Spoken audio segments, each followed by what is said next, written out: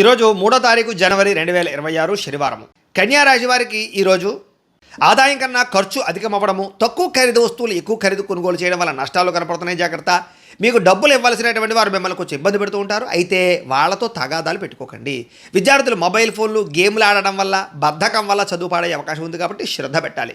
ఉద్యోగస్తులకి మెంటల్ టెన్షన్లు అధికమవుతాయి. కెరీర్ పరంగా గ్రోత్ లేకపోవడం వల్ల మనశ్శాంతి లేకపోవడం జరుగుతుంది. వ్యాపారస్తులకి లావాదేవీల విషయంలో జాగ్రత్తగా ఉండాలి. ఈరోజు అనుకున్నంత లాభాలు కనపడలేదు. జాగ్రత్త. స్త్రీలు పని ఒత్తిడి వల్ల మానసిక అలసటకు లోనవుతారు. ఇష్టమైన వాళ్ళతో సంబంధాలు చెడిపోయే అవకాశం కనపడుతోంది. విదేశాల్లో ఉండేటటువంటి వారికి గృహ సంబంధమైన విషయాల ఇబ్బందులు, అద్దెలు మారవలసిన పరిస్థితులు కనపడుతున్నాయి. అయితే కంగారుగా చేసేటటువంటి ప్రయాణాల వల్ల చిన్న చిన్న ప్రమాదాలు ఉన్నాయి. జాగ్రత్తగా ఉండండి.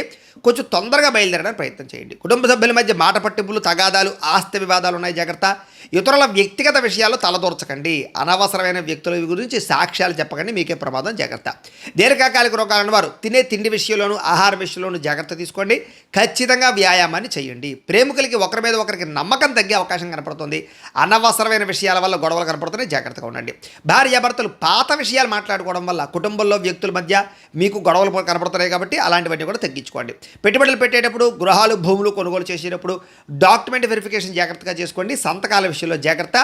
లేదా స్థిరాస్తి కొనుగోలు వాయిదా వేసుకోవడం మంచిది. ఈరోజు ఆత్మవిశ్వాసంతో చేసే ప్రతి పని అనుకూలిస్తుంది కాబట్టి పాజిటివ్గా ఆలోచించండి. శుభప్రదంగా ఉంటుంది. రేపటి రాశి ఫలాలు కూడా మీకు రావడానికి ఇక్కడ ఉన్నటువంటి లైక్ మీద క్లిక్ చేసి సబ్స్క్రైబ్ చేసుకోండి. అలాగే ఇక్కడ కనపడుతున్నటువంటి లింక్ మీద క్లిక్ చేస్తే మీకు వెంకటేశ్వర స్వామి వారికి ఈరోజు పూజ ఎలా చేసుకోవాలో వీడియో వస్తుంది. ఆ వీడియోని ఎదురుగుండా పెట్టుకుని మీ ఇంట్లో మీరు వెంకటేశ్వర స్వామి వారికి పూజ చేసుకోవడం వల్ల మీకు ఈరోజంతా శుభప్రదంగా ఉంటుందని తెలియజేస్తూ లైక్ చేయడం మాత్రం మర్చిపోకండి. స్వస్తి.